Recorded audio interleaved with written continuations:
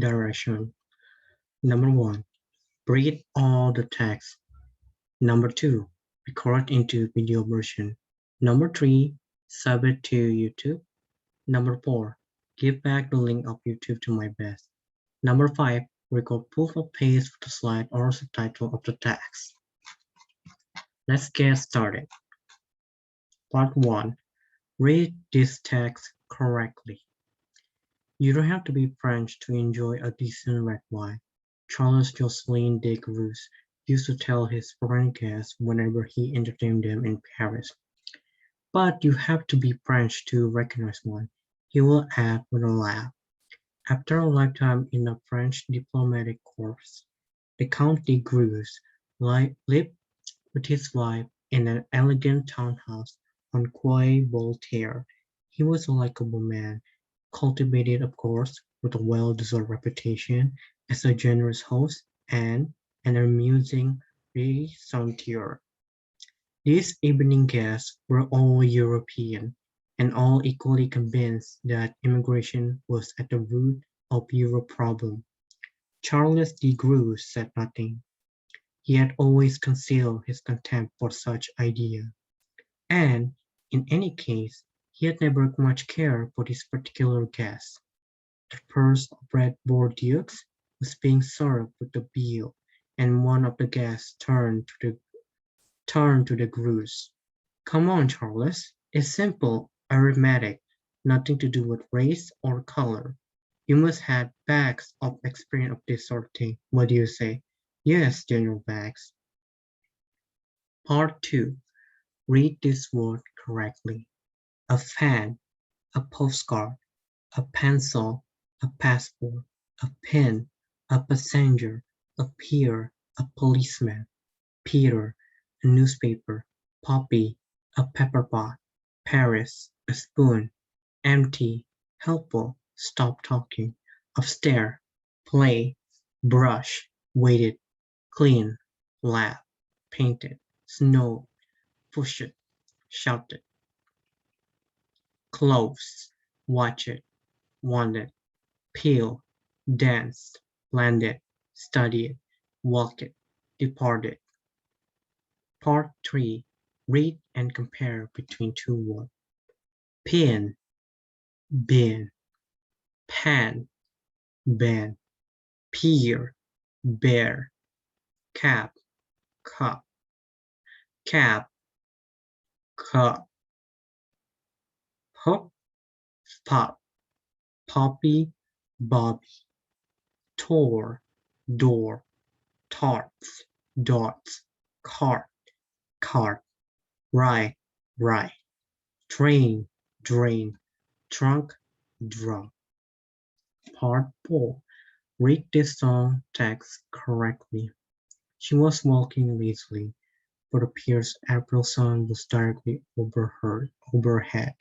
Her umbrella blocked its way, but nothing blocked the heat, the sort of raw, wild heat that crushed you with its energy. A few buffalo were tethered under a coconut, browsing the parched verges. Occasionally a car went past, leaving its tread in the melting pitch like the waves of a ship at sea. Otherwise it was quiet, and she saw no one. In her long white Sunday dress, you may have taken Jeannie Noreen for 14 or 15. In fact, she was 12, a happy, uncomplicated child with a nature as open as the red hibiscus that decorated her black waist-length hair. Generations earlier, her family had come to Trinidad from India as overseas on the sugar plantation. Her father had said, her father had some success through buying and clearing land around Rio Cristalino and planting with coffee. On the dusty birch 20-yard ahead of Jeannie a car pulled up. She had noticed it and cruised by once before, but she did not recognize it, and could not make out the driver through its dark window, themselves as black as a gleaming paintwork. As she walked past it, the driver glass started to open. "Hello, Jeannie," she heard behind her. She paused and turned. A slight color rose beneath her dusky skin. Rapi Kirjani was tall and lean, and always well dressed. His black eye and large white teeth flashed in the sunlight as he spoke. Everyone in Rio Cristalino knew Rapi. Ginny often heard her unmarried sister talk ruefully of him, of how, if only their father were alive and they still had land, one of them might marry him. And then they would squabble over who it might be and laugh at Ginny because she was too simple for any man to want. "How do you know my name, Robbie?" she asked with a thrill. "How do you know mine?" "Everyone knows your name. You're Mr. Kirjani's son." "Right. And where you're going, Ginny?" She hesitated and looked down at the ground again. "To chapel," she said with a faint smile. "But Ginny, good Hindus go to the temple." His rich, cultured voice was gently mocking as he added with a laugh. "Or maybe the temple pundits are your taste in color." She blushed more deeply at the reference to Father Olivier. She did not know how to reply. It was true that she liked the young French priest with his funny accent and blue eye, but she had been going to the chapel for months before he arrived. She loved its cheerful hymns and simple creed of one God, so different from those merciful Hindu God who was crushable with each other like her sister at home. But added to that, the vulgarity of Reverend Monk bewildered her because his parents were known for their breeding. People always said that Rappi would be a man of honor, like his father. Rappi looked suddenly grave; his dark skin seemed even darker. It may be that he regretted his word. Possibly he saw the confusion in Ginny's wide brown eye. In any case, he did not wait for an answer.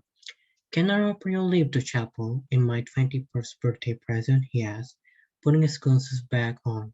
She noticed how thick their prints were, real gold, she thought, like the big, fat watch on his wrist. "It's Mercedes from Papa. Do you like it?" he added nonchalantly. From the shade of her umbrella, Jeannie picked up a small lone cloud that hung motionless above them. The sun was beating down mercilessly, and there was an urge in the air, an overpowering sense of growth.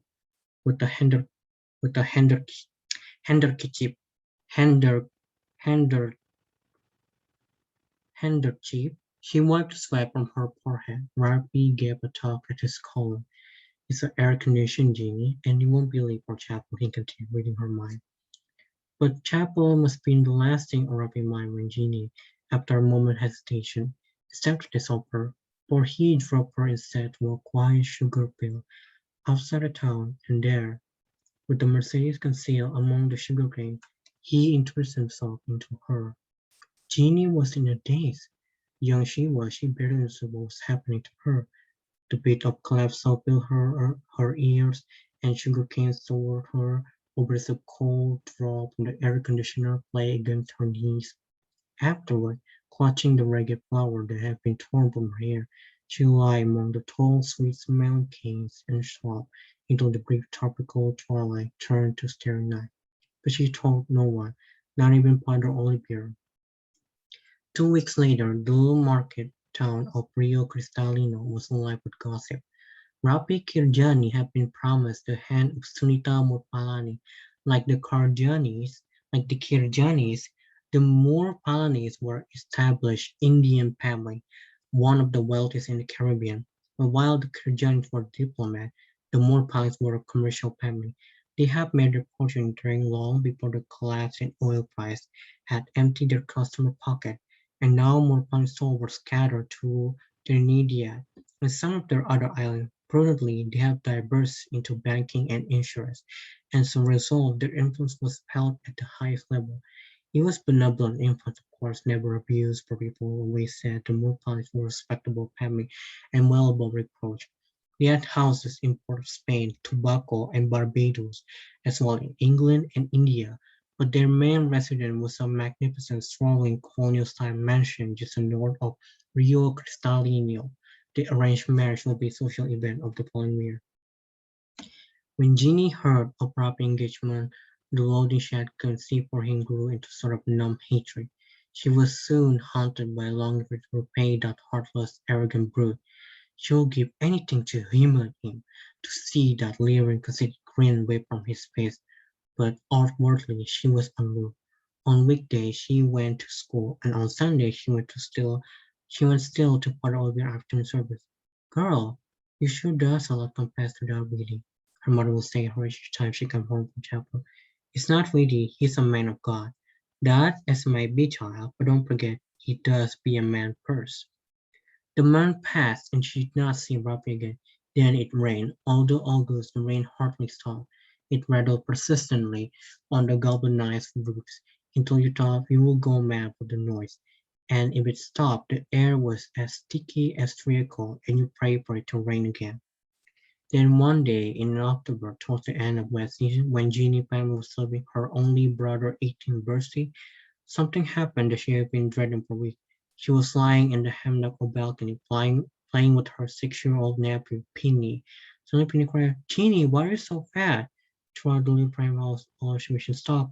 On the balcony, curious eye were turned up on Jeannie to see what the boy meant.